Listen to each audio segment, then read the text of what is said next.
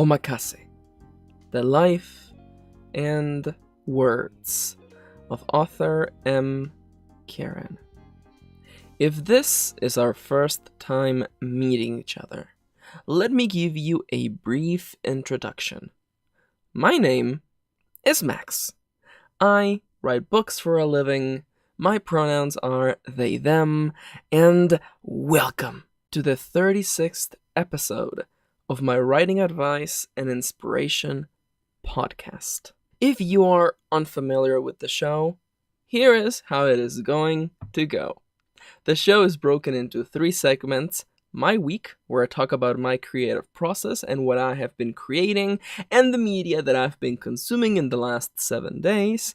The second segment is viewer questions, where I tackle 2 questions sent by viewers just like you. And the last segment is the prompt. I am going to be switching things around.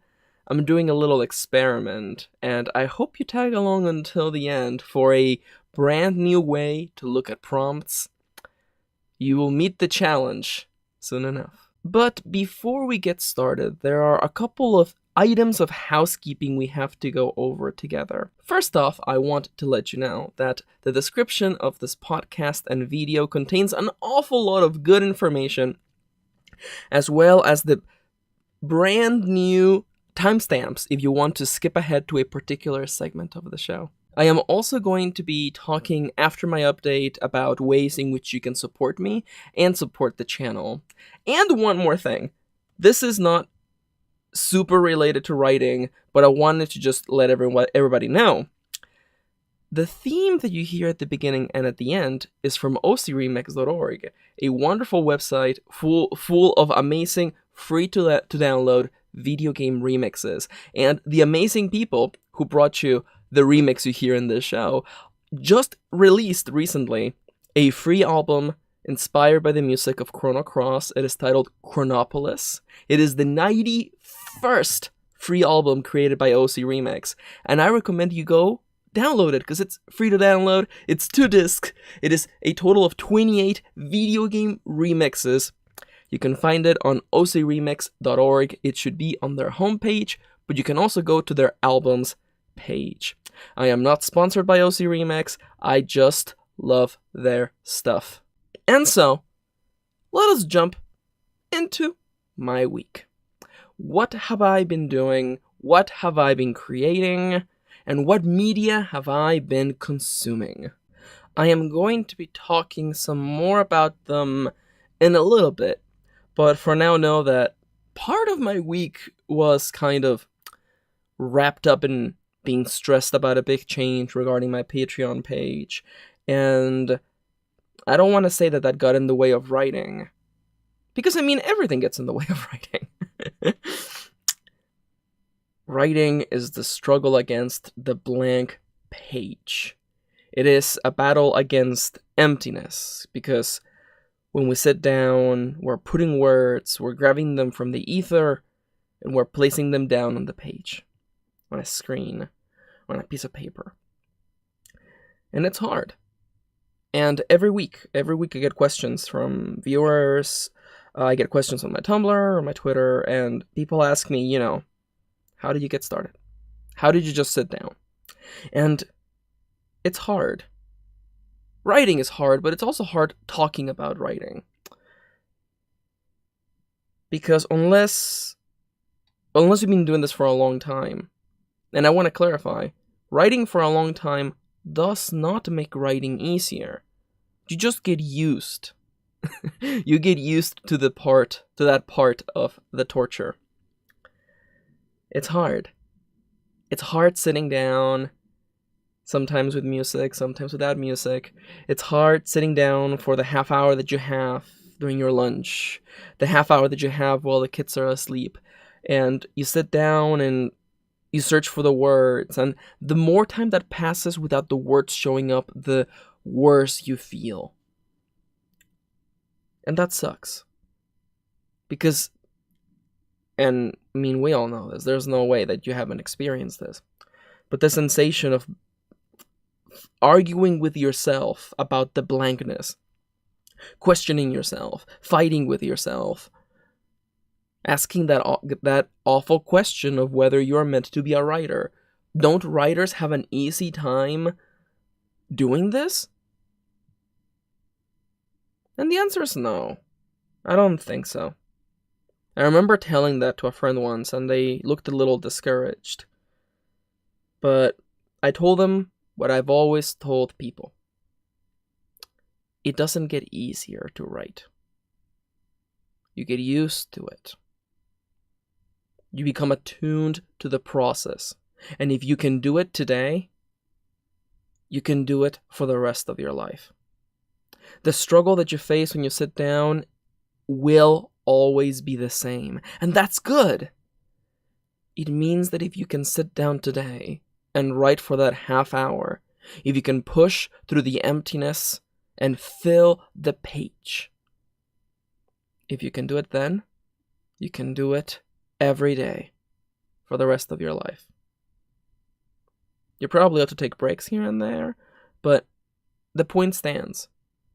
It will never be harder than it is now. And I find that uplifting. I don't know about you. Maybe I just look at things differently. But realizing, not only from reading the accounts of writers that I look up to, but also experiencing it with friends, during, writing, creative writing courses, the sentiment that everyone found that hard. Because it is hard.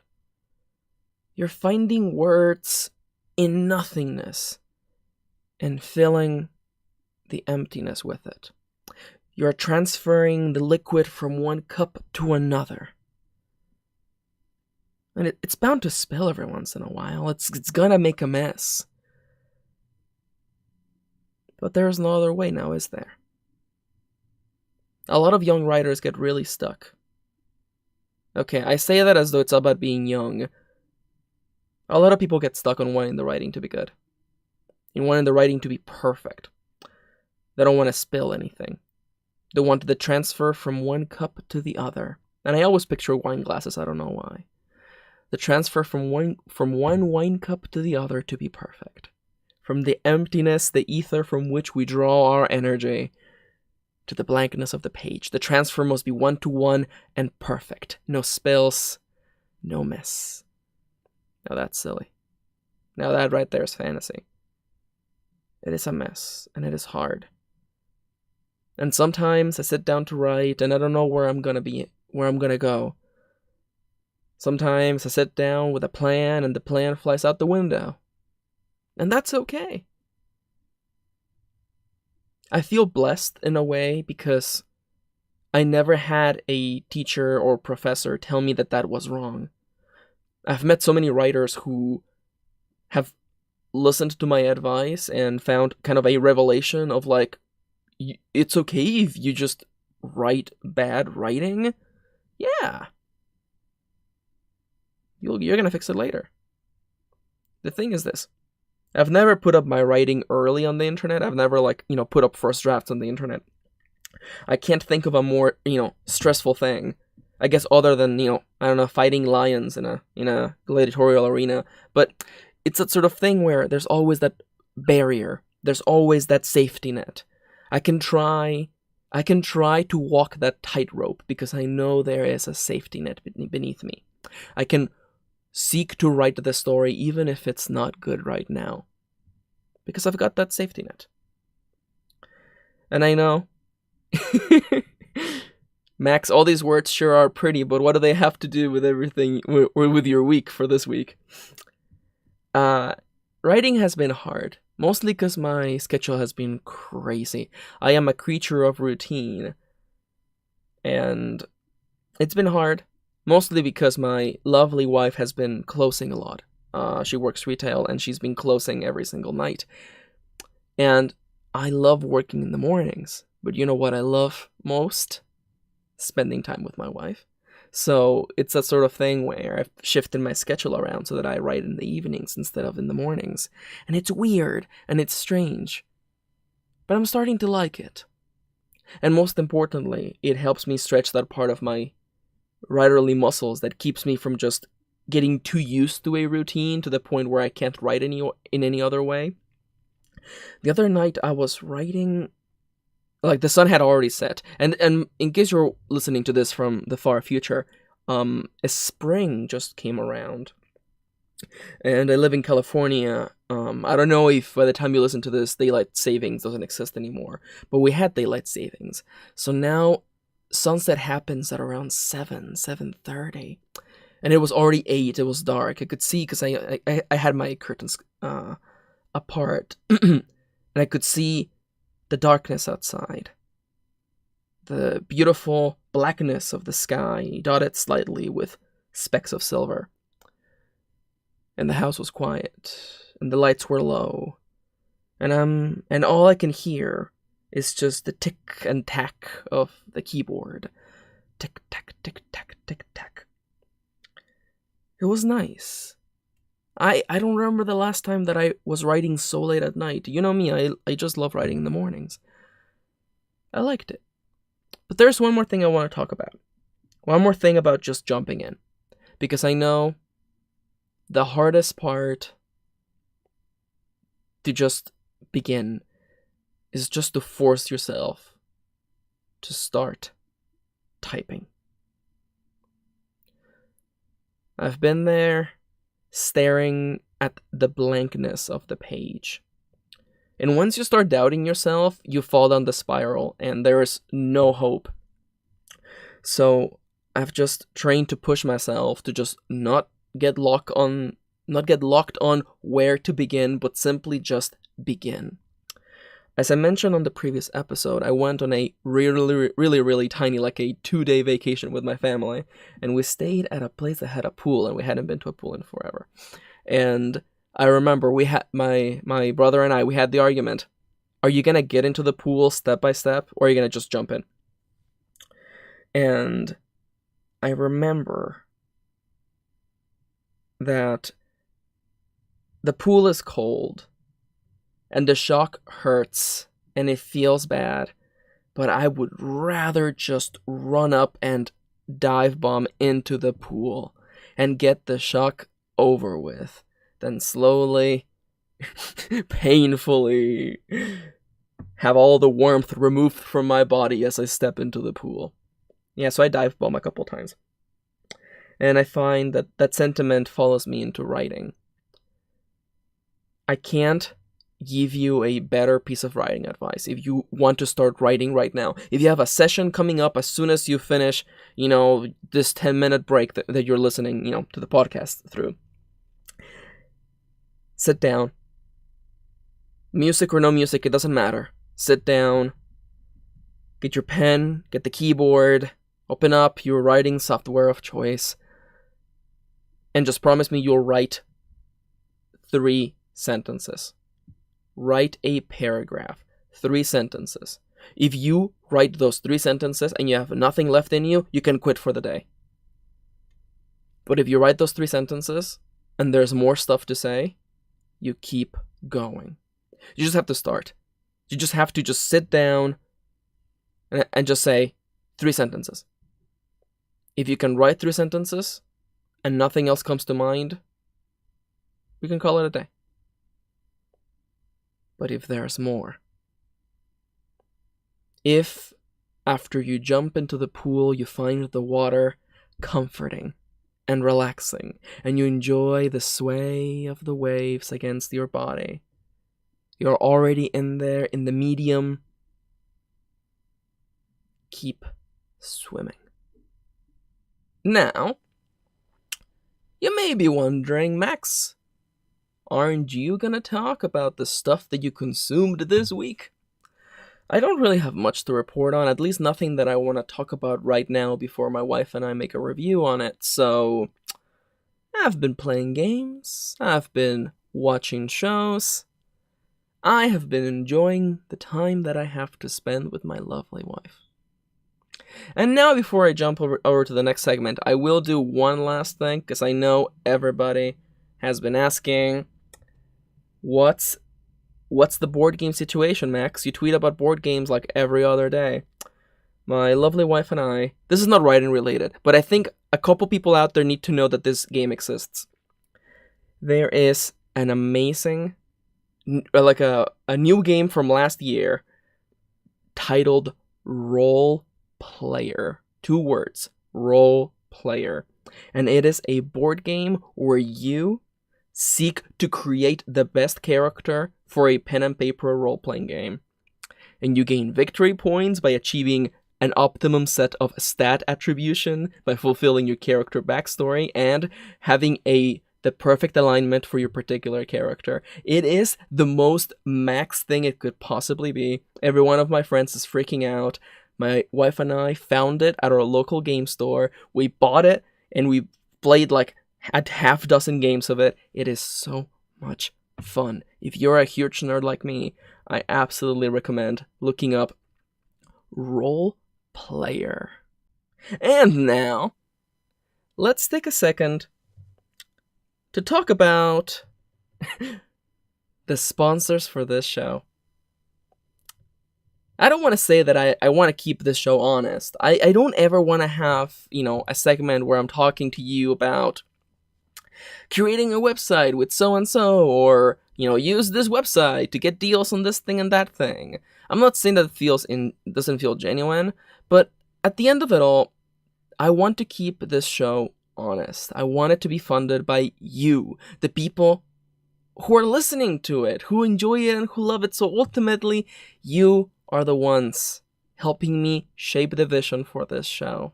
Over the last week, I have put into action a set of changes that I had been dreading. I wrote a huge post about it on my Patreon, but the short of it for anyone interested is that there are now 2 ways to support me and what I do. If you really, really, really enjoy the show and you want to support me and help me create more, the number 1 place to support me is ko-fi.com/mkaren. That is ko-fi.com/mkaren. Ko-fi is a donation website. It doesn't take a cut of the money that you send my way, and you can now set up a monthly donation. You can treat me to a cup of coffee or a cup of tea over there. Now, if you really, really like the podcast and you want to get it early, the second best way to support me is through patreon.com/mkaren. If you pledge $1, you get access to an exclusive RSS feed where you can get this podcast early, straight to your smartphone, your computer, or wherever you love to listen to podcasts. And from now on, regardless of whether you choose to support me through Ko-fi or through Patreon, everybody gets a shout out at the end of the show. But before we move over to the next segment, I want to give a big shout out to one of my most generous supporters, and that is Rival Moonlight. Rival Moonlight has a DeviantArt page. You can find out more about his writing and his art over at deviantart.com/rivalmoonlight. As I mentioned, regardless of whether it is a cup of coffee or a buck, I will give every one of you a shout out at the end of the show. Thank you to everyone who makes this show possible. And now, let's get on with the questions. Now, you know me. I love a good preamble before a heavy question, but today we have a lot of ground to cover, so let's just start. Today we're going to be talking about 2 big questions. One more in the inspirational side, one more on the technical side.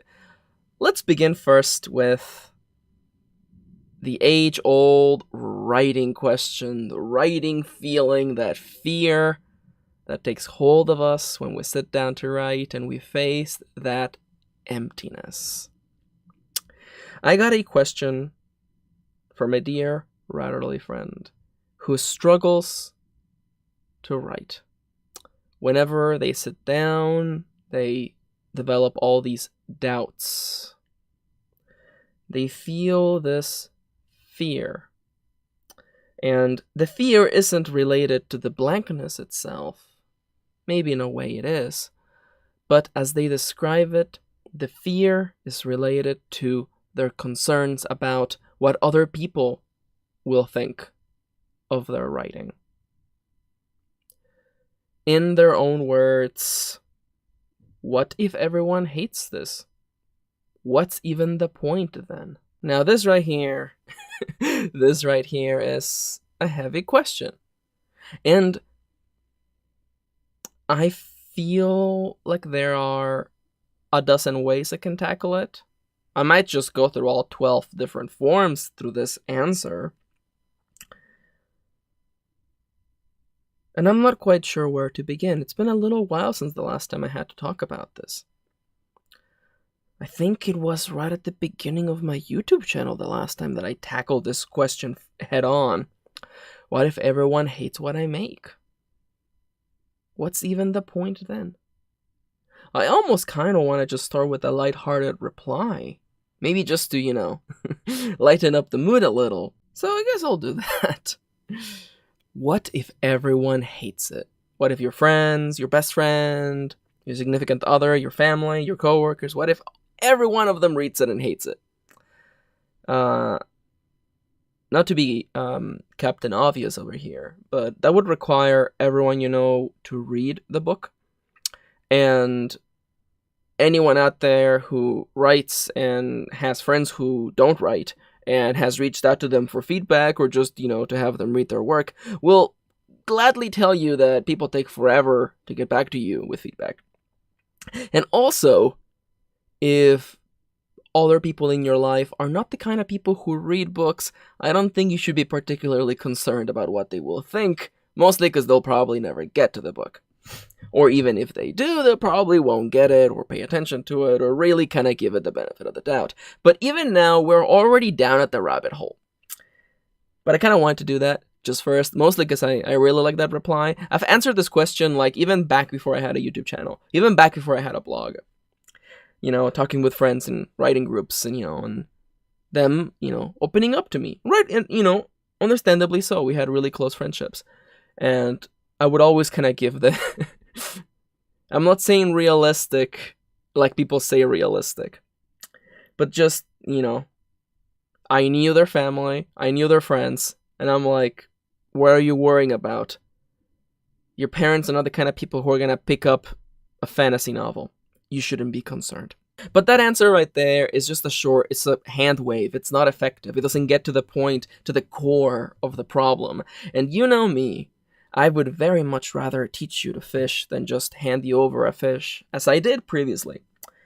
That answer in its entirety is really just a big fish. A sea bass of sorts. A trout. A red herring! A red herring. Wording, I think, can be very important. As someone familiar with therapy, with reaching out to people for advice, people always tell you what they think. It is really hard for people to truly hide what they believe. We give away our secrets, not only with our body language, but also with our words. Dear writerly friend, is your greatest fear that no one will like the work? My thing is this. In your particular reply, just taking the words straight out of the message, there is no point, is something you said. What if everyone hates it? There is no point. Self-defeating language like that can help us fall down spirals. Is there really no point in you telling that story? Of course not. There is a point. Sometimes stories find us. Sometimes writing is our favorite thing to do. Sometimes writing can help us find the answers to questions that can otherwise seem impossible. What is the reason you want to write, writerly friend? Why do you want to keep telling stories? What part of this process captivates you? What is your mission? What do these characters and this world mean to you? These are questions you and only you can answer. I'm not in your head. I can't give you the fish you want. But I think there's something in there in your wording. Something that I can't help but wish to look at closely. There is no point? Of course there is a point. Even if everyone hated your work, which is, of course, impossible, but even if everyone hated your work, what did you get out of it? Did you create the story you wanted? Did you experiment with the characters you wanted to see?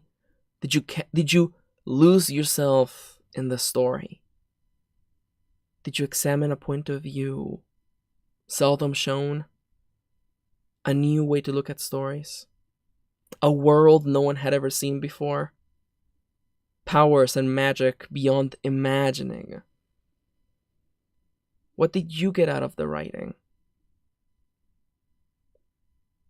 In the past, I've received messages and comments describing my way to tackle writing as kind of selfish, which is weird.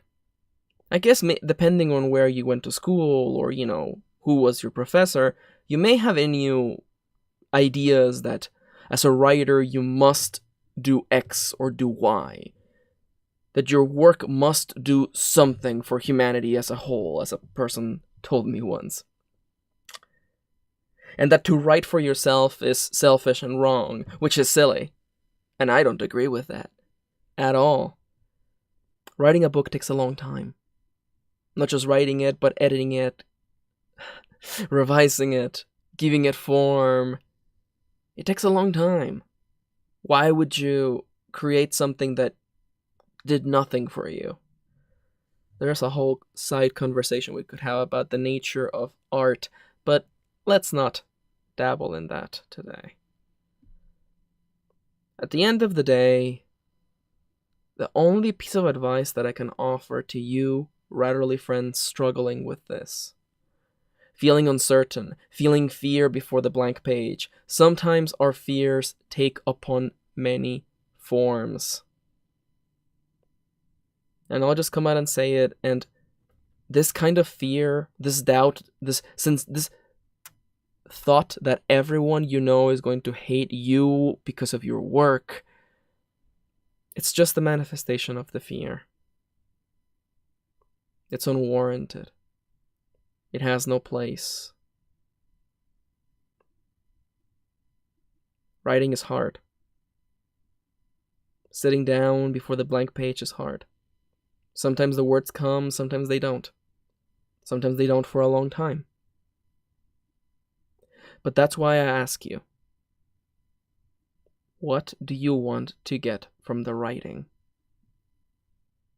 Now, this next bit is between you and me alone, okay? Everyone else, don't listen. You have no control over how anyone will react to your writing. Take it from me. I have gotten people who have told me that they loved my books for stuff that had nothing to do with the book itself. And people telling me that they hated my work for stuff that had nothing to do with me. And that's funny. That right there is hilarious. Someone expressing blood-boiling anger at my book for a reason that had nothing to do with the book itself. Or me. That's funny right there. I want to inspire you to search within yourself and ask, what do I want from the writing? And that answer, by the way, can be a profession. It can be a way to sustain yourself and your family. There's nothing wrong with that. I've had people reach out to me in the past. They assumed that I guess because I'm such a weird radical, that the idea of making money from your writing was somehow bad, and that's silly. If you're good at something and you put a lot of work in there, you should make money off of it. If you want to make money off of it. But you don't have to. I also don't want to push towards that other side of the spectrum where people feel the need to monetize their hobbies. And to some people listening, writing is absolutely a hobby. It's something they do on the side. It's something that they do for fun. It's something that they do for themselves. See, the trick here is that I also do writing for myself. You can do writing for a lot of reasons. I can only tell you my point of view and where I come from. And I knew writers who wrote to impress people, who wrote to get respect. And that right there is silly because nobody respects writers. So I think that much like I now find myself at the bottom of the rabbit hole, I think you should climb up, away from the spiral, up to the surface, to the clean air, to the blue sky. Stop feeling this fear, this unwarranted fear that comes from nowhere, and it's a justification to stay away from the blank page, to stay away from writing. There is no point? Of course there is a point. There's a point to creating anything. There is a point. I can't define it for you. But even if the point is to tell that story about that character you thought about, or examine this piece of storytelling, that's the point.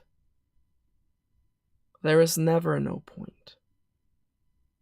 You just have to go out there, emerge into the surface. Take a deep breath and ask yourself, what do I want to get from this writing?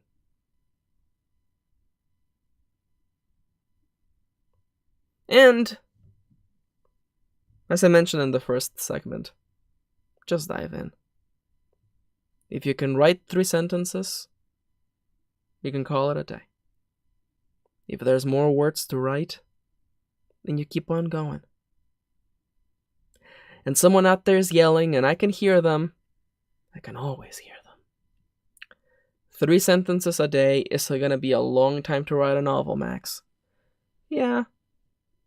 But you know what would take longer? Never sitting down to write. The only way that novel will be finished, the only way you will complete it, the only way you will move forward is by putting words on the page. This here is an inescapable reality. No one will show up at your doorstep, ring the bell and tell you, "Hello there, I have your manuscript for your best-selling novel right here." And you did not have to face the blankness of that page. That's silly. That's fantasy. Though an interesting idea for a story. Maybe you should write it. Dear writerly friend, I hope that this slow motion descent down the rabbit hole of answering questions, of examining details, of talking about writing helped. I hoped that if anything, I showed you another point of view. And now, for something completely different. The next question of the day comes to us from a writerly friend, and from my email, which you can find in the description of this video or podcast. This dear writerly friend was asking me about my creative process. How do I even prepare myself to write a novel? What are the preliminary steps? How do you prepare yourself? How do I align myself to the tune of this story idea so that I can begin planning and outlining? And then, of course, writing. Now, I like this question, mostly because it's something that people seldom ask, and I hadn't thought about it forever. How do I prepare myself for a novel? I find that this is stuff that I do without thinking. I like to think that maybe I've done this forever, just never really realized it. It's a part of my personality to wish to submerge myself in the feelings that I want to write about. The themes, for a lack of a better word. Though don't take that as the big hefty word themes that gets thrown around for in regards to prose and writing. Whenever I want to write about something, if I have an idea in the back of my head and I really want to work it out, sometimes I'm really guilty of just jumping in, but most of the time I do take a moment, take a couple of weeks, just to get into the mood, the right theme. And what I do is this. Once I have an inkling of an idea, I'm going to write a story kind of about this. Or, more accurately, I think the story will look a little bit like this. It might feel a little bit like this. There's a little bit of uncertainty here because part of it is trial and error. Part of it is asking myself what I want to do versus what I don't want to do. It is, in a way, creating a palette through addition and subtraction. If I want to write a story about this, but I don't want to write a story about that, in a way that helps me focus. It helps me to draw the dimensions of this plane that I'm going to be covering. An example, in case that you're listening to me talk and you're wondering what the heck is Max saying. Let's say, for instance, that I wanted to write a story about superheroes. I want to write a story full of superheroes, greater than life people who do amazing deeds. But I really, really, really, really, really don't like supervillains. I have trouble believing that people like that would actually exist. So, that right there is part of drawing the palette. I want to create a story about superheroes, but no supervillains. That right there immediately, because if you imagine the whole topic of superhero stories as a huge bolt of cloth, by saying no to supervillains, a huge part of it is gone. A huge element that you assume has to be present in superhero stories is now gone. What fills that emptiness? How does that affect the story? I have thoughts like these. I ask questions like that during this part of the preliminary process. And then I do one of my favorite things. And yes, this is research. But a different kind of research. Not research such as, how exactly did military warfare work during the Middle Ages? Or, what exactly happened during the Sengoku Jidai? Or, what is the biography of so-and-so? Or, what is the origin of the steampunk genre? Not that kind of research. Research into mood and theme. I imagine the kind of story that I want to write, and then I search for things in media, books and movies and games and comics and everything I can get my hands on, and I consume them. Not entirely. most of the time I find things or I look for things and I start reading a novel or watching a show or playing a game, and sometimes right away I know this is not what I'm going for. I thought this was going to be the feeling, the mood, the aesthetics of what I was looking for. It's not. So I drop it. I drop a lot of things. I am mostly hunting for the feeling. And it's hard to describe and it's hard to explain.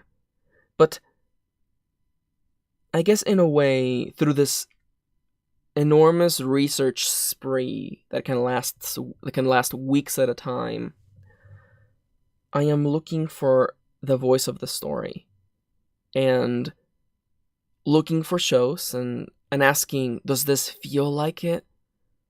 Most of the time is no. Most of the time is, oh, I like this thing in the show that feels like what I want to write about, but the rest is just junk. It becomes a lot of subtracting and adding and looking for pieces. And by doing all this research, you're also looking at how other people have tackled the medium. You get to look at the weaknesses and the strengths. And you get to ask questions. If I were the one writing this story, what would I have done differently? What parts of the imagery, what parts of the magnitude, the scale, what of those things speak to me? Which of those things speak to me? That right there is the research part. I have begun so many video games because of research. I have watched so many shows because of research. I have an idea, and I want to define it. Almost like how one truly sharpens a knife by using different types of whetstone. First rough and then softer. First brush wide strokes of the pen and then the finer details.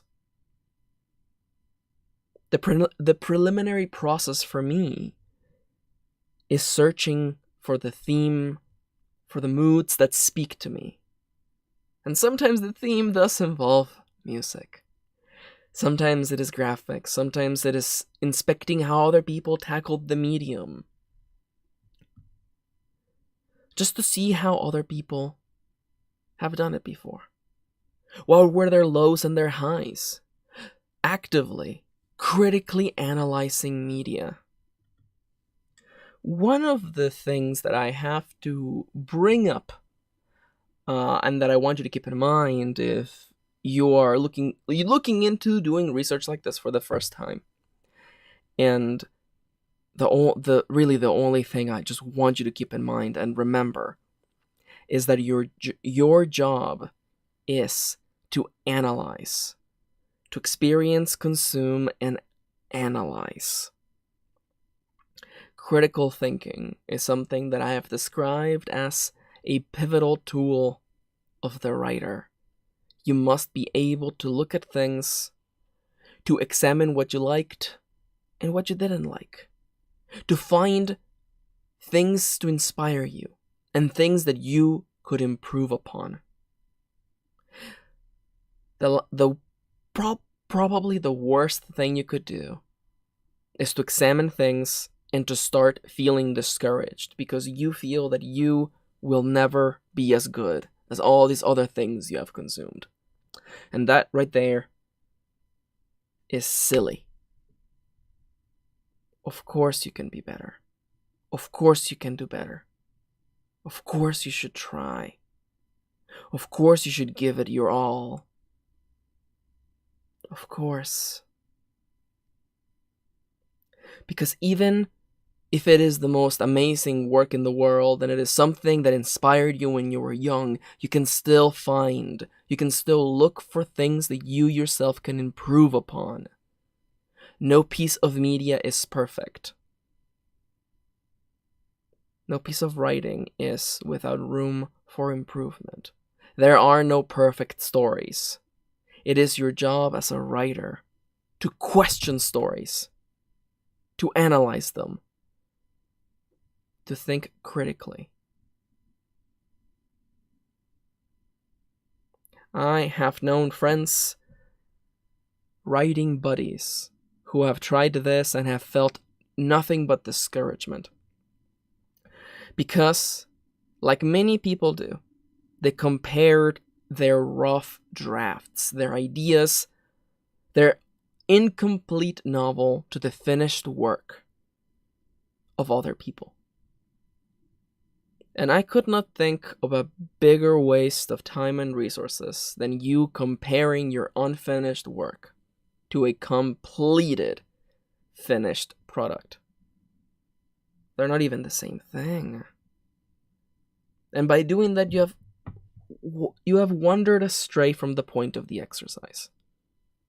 The point of researching like this, before planning the novel, is to charge yourself with ideas, with thoughts and imagery, to see how others have done and to acknowledge deep within yourself that you can do it too. That you should do it too.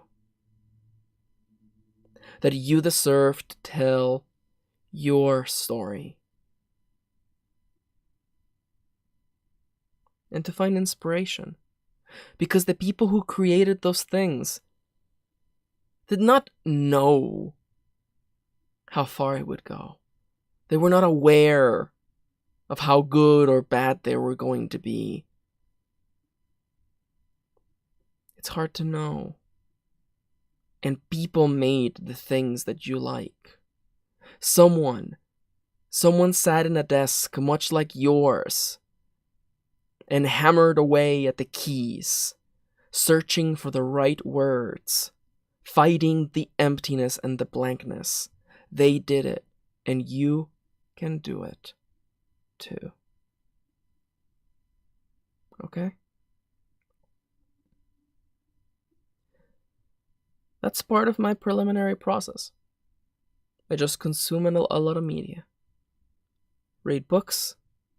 I also do read books that are more research orientated, especially if I'm touching a historical setting or something that is just completely outside of the scope of what I know. It's also just fun to learn about other places and other peoples, other times. Submerge yourself in the feeling, the theme, and the mood, the aesthetics of this setting. If anything, to attune your mind to that world you so desperately want to begin writing about. I hope that this helps. And if anything, I hope that I have shown you another point of view. And so, with the questions done, we find ourselves moving over to the final segment of the show, the prompt. Every week, I come at you with a weird story idea, a weird concept, a scene, a scenario, and your job is to stretch your creative muscles, to seek to imagine this world, these characters, and ask one of my favorite questions. How would I write this story? If you have the time, please consider writing a little story, working on this prompt. If you are busy, and heaven knows a lot of my followers are busy right now, a lot of my friends too. If you don't have time to write, then at least consider the prompt. I'm trying something different, at least for the next couple of weeks. Usually I would give you a prompt and then I would walk you through what I would do Today you're gonna have to wait a week because I'm doing things a little differently for fun, so that we both can have fun. I do realize that me telling you right away what my prompt or what I would do for the prompt tends to be sometimes self-defeating because I don't give you the chance to come up with your own ideas. At least I don't give you the days to think about it. So let's do things a little differently. Your challenge from now until the time we meet again, and get ready to write this down, or go into the comments of the YouTube video and let me know. Your challenge is to come up with a story idea. You can just write a quick blurb of what you think the story would be about, based on the following title. Okay? This is a weird one. And I have like 3 twists on this story, but I'm not telling you any of them until when we meet again next week. If any of you are quick enough to post your story ideas in the comments of the YouTube section, or tweet at me, or email me, I may feature them on the show. Again, your job, your challenge is to design a story idea, a scenario, based on the title I am about to give you. And that title is Body Relatives. You know how people can be blood related? Well, this prompt, its title is Body Relatives. Spin that, twist that, change it, pop it, snap it. Do with it as you would like. There is no wrong way for you to tackle this prompt. Come up with a story idea of your own. Tell me what you would do, how you would tackle it. A story idea titled Body Relatives. How would you make this weird? Make it weird. Make it strange. Make it bizarre. Make it something no one has ever seen or heard of before. Now, since I realized that because we're starting this, because usually the format of the prompt from now on would be that the first part is me giving you a challenge, and then I go over last week's challenge and I tell you what I would have done, and maybe I feature some of the replies or comments that I got on YouTube or in my email, Twitter, etc. But because that hasn't happened yet, and because I'm still in the past as of the recording of this video, I figured I would just give you another prompt, another scenario, another idea. This one I just got this morning, and it's the sort of thing where the instant I got it, I just grabbed my phone and I texted it to myself so that I would remember. And here's a weird story idea for you, okay? I'm just gonna slide it under your door. This one's for you. Take it, play with it, tell me what you would do, have fun. The title of this prompt is Letters to Nowhere. Write a scene or a story about a person who works at a bizarre postal office.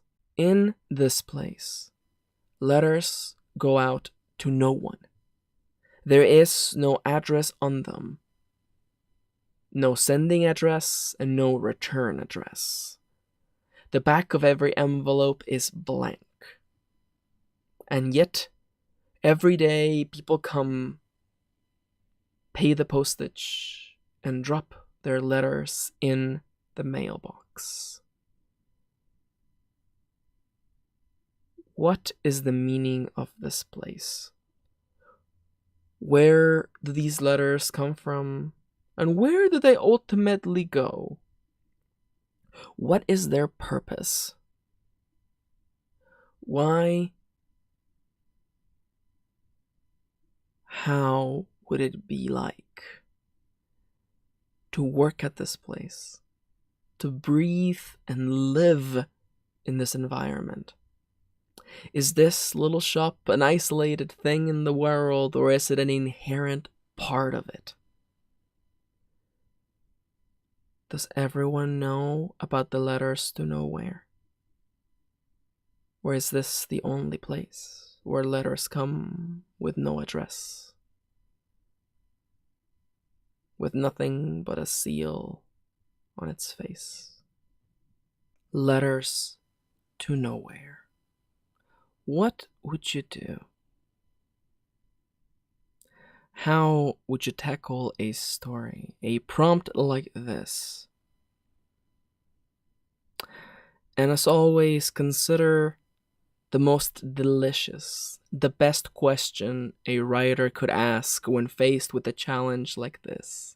How would I write this story?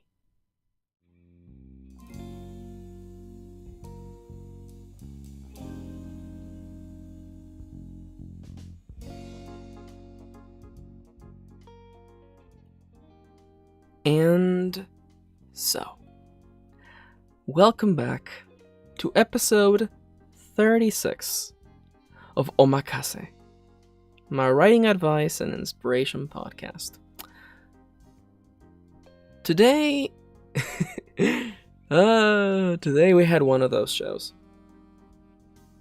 Writing is hard. Writing is a challenge all of its own. Wherever you are in your writing journey, I hope that I manage to be good company, at least during your commute, on your way to work, during your walk, during the little time when you do chores, folding laundry, washing dishes. I hope that I was good company. I hope that I helped. Okay? Writing is hard. That's the reality of things. But I know that you can keep going. I know that you can do this. I will keep going too. Okay? Okay. Thank you for listening today. I am going to move over to the shoutouts and the end of the video club. You don't have to stay if you don't wanna. Take care, okay? Okay.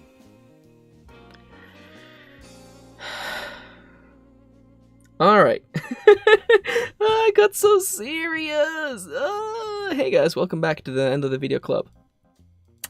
I had a hilarious tweet the other day. It was the funniest thing that I had written in years, and hardly anybody liked it. And the tweet was this, okay? Always remember the age-old writing adage. Dead men show, don't tell no tales. I thought it was funny. I got booed. Lishadra, a long-time follower and supporter, booed me, which, I mean, I guess I had it coming. I'm getting texted.